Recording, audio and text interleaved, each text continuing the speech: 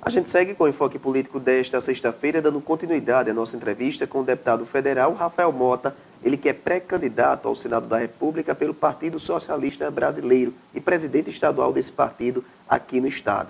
Deputado, por que o senhor decidiu ir se colocar como pré-candidato ao Senado e não à reeleição?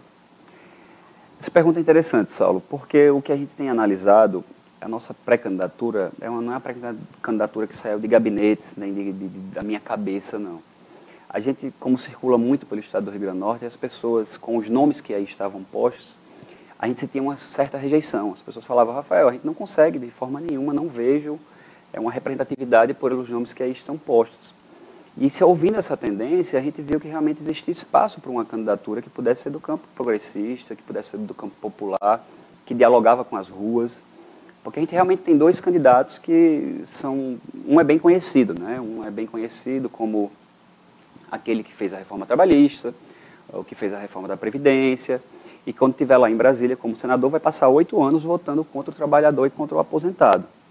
E o outro é um camaleão, né? A gente sabe que, dependendo das suas conveniências momentâneas pessoais, a gente não tem a segurança de saber como vai caminhar. E as pessoas me conhecem, sabem como eu caminho, como é a nossa condução como deputado federal. Sempre ao lado do trabalhador, ao lado da juventude.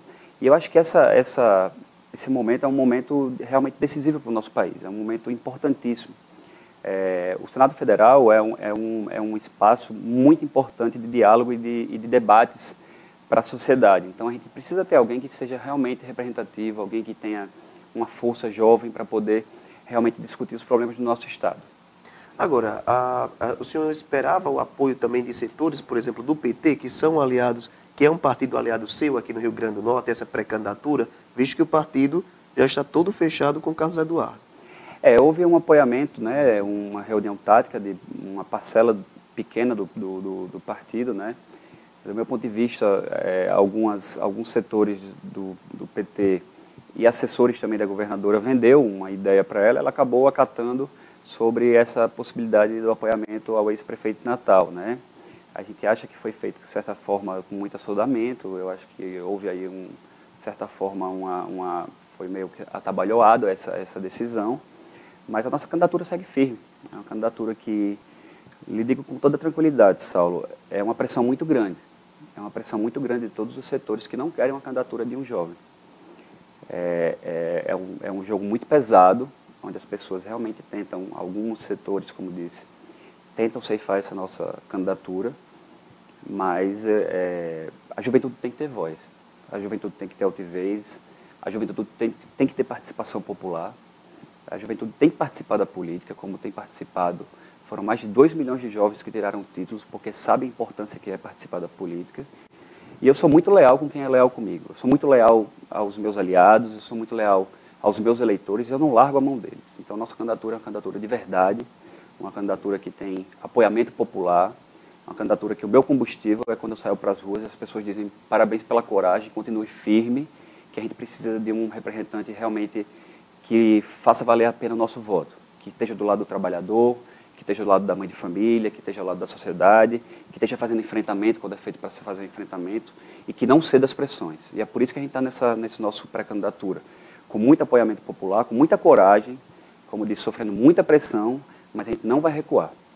A governadora Fátima Bezerra, sua aliada, sugeriu que o senhor fosse candidato à reeleição e disse que sua pré-candidatura ao Senado da República pode fortalecer o ex-ministro Rogério Marinho, que é algoz do petismo da esquerda aqui no Rio Grande do Norte e até no Brasil como um todo. O que é que o senhor acha disso? Seu nome nesse tabuleiro, no Senado, disputando aí um pouco forças políticas do centro e da esquerda com Carlos Eduardo, pode chegar a beneficiar uma candidatura de Rogério Marinho, que ele inclusive elogiou sua candidatura?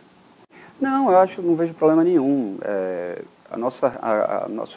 Essa previsão de reeleição nossa estava muito bem encaminhada, a gente tinha um apoiamento maior, 2018 foi um período muito difícil para a gente, mas a gente conseguia mostrar que mesmo sem governo federal, mesmo sem governo de Estado e apoiamento de ninguém, a gente conseguiu convencer a sociedade brasileira, a sociedade potiguar que o nosso mandato era um mandato popular, um mandato participativo, e a gente conseguiu a nossa reeleição, tanto que eu fui candidato à reeleição mais votado, ou seja, eu estava no caminho certo, contra as reformas ao lado da população. E essa questão da divisão em relação à nossa candidatura, minha candidatura não atrapalha ninguém. A minha candidatura só ajuda o povo potiguar a ter uma opção realmente coerente, uma opção que defenda os trabalhadores, né? Como disse, a gente tem um candidato que ele é visivelmente contra o trabalhador, já adotou a sua postura contra o trabalhador. A gente tem um outro candidato que há 3 anos e meio atrás levantava e levanta a bandeira do bolsonarismo. Então, e ao mesmo tempo criticava o atual senador Jean Paul, ao mesmo tempo criticava a administração da própria governadora Fátima e agora faz composições, do meu ponto de vista, momentâneas para poder realmente ocupar um espaço político. Que não é o meu caso. O meu caso é uma candidatura legítima, uma candidatura, como eu disse, popular, é uma candidatura que as pessoas têm incentivado. E é uma candidatura legítima da esquerda, né, da centro-esquerda, né?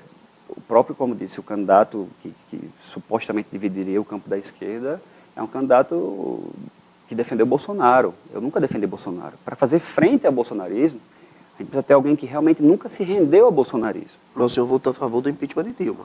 A questão do impeachment de Dilma é importante a gente falar. Naquele momento eu fazia parte de um partido PROS. O PROS, inclusive, nós tínhamos um ministro de Educação, que era o Cid Gomes, que hoje é senador da República. E naquele momento, a presidente Dilma acabou demitindo o ministro da Educação, Cid Gomes, porque preferiu ficar ao lado do Eduardo Cunha, presidente da Câmara. Então, naquele momento, o partido acabou fechando questão em relação à questão da investigação da presidente Dilma. É importante a gente dizer que o Parlamento Brasileiro, a Câmara dos Deputados, ele dá o direito de abertura de investigação. E quem faz isso é o Senado. E o Senado teve ex-ministros da própria presidente, teve pessoas que eram dentro do ciclo da presidente Dilma que mudaram de opinião em coisa de meses. E assim, a gente fechou questão. Agora eu vou falar para você, com toda tranquilidade, foi um momento feliz na minha vida, no meu currículo político, de forma alguma. O senhor se arrepende? Eu acho que eu não tenho problema nenhum em dizer que existe arrependimento, sim. Pode ter certeza. Porque depois do que eu vi que aconteceu, quando eu vi que Temer entrou e começou realmente um mandato reformista, como reforma da trabalhista, reforma da Previdência, imediatamente, Saulo, eu puxei o freio de mão e dei ré. Inclusive, rompi com o governo Temer. Então, assim, você aderir a um governo é muito fácil. Agora, para ter coragem para romper, como eu tive, como fiz com Temer, em véspera de eleição, isso que é coragem. Então, imediatamente eu vi que aquilo ali estava indo por um caminho que não era coerente, que não era um caminho que eu apoiava, e acabei rompendo também. Assim como como teve abertura de Temer, eu também votei favorável à abertura da investigação de Temer. Assim como se tivesse de Bolsonaro, eu também teria votado. Foi um momento feliz no meu currículo político? Não foi de forma nenhuma. Mas, assim, rompi no momento que foi imediato, no momento que a gente viu que não tinha consistência aquele governo que se formava. Falas como essa, por exemplo, da governadora Fátima Bezerra, que sugerem, nessa visão que o senhor acha equivocada, né, de que a sua candidatura, na verdade, pode fortalecer Rogério Marinho, não estremece um pouco as relações entre o senhor e a sua aliada Fátima?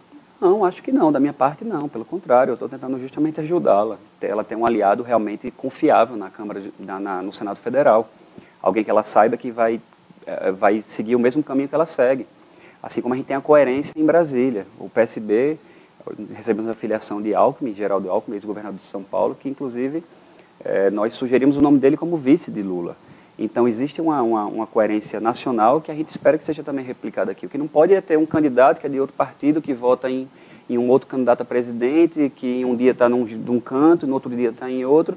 Então, acho que essa coerência é o que está faltando. E, no meu ponto de vista, nossa candidatura é uma candidatura coerente no nível nacional e também no nível local. O senhor vai arregaçar as mangas e pedir voto para a reeleição? As mangas já estão arregaçadas. Para Fátima também. O meu voto à governadora Fátima, por acreditar no projeto dela, é irrevogável.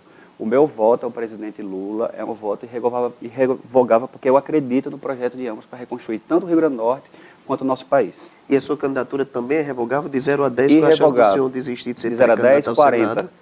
De 0 a 10 a gente fala 40. Não existe chance, não existe. Eu digo que o meu carro, a ré está quebrada. A gente só vai para frente e para cima. Aí. Vamos a um rápido intervalo comercial. Daqui a pouco eu volto com mais um bloco de entrevista. Hoje recebendo o deputado federal Rafael Mota, que é pré-candidato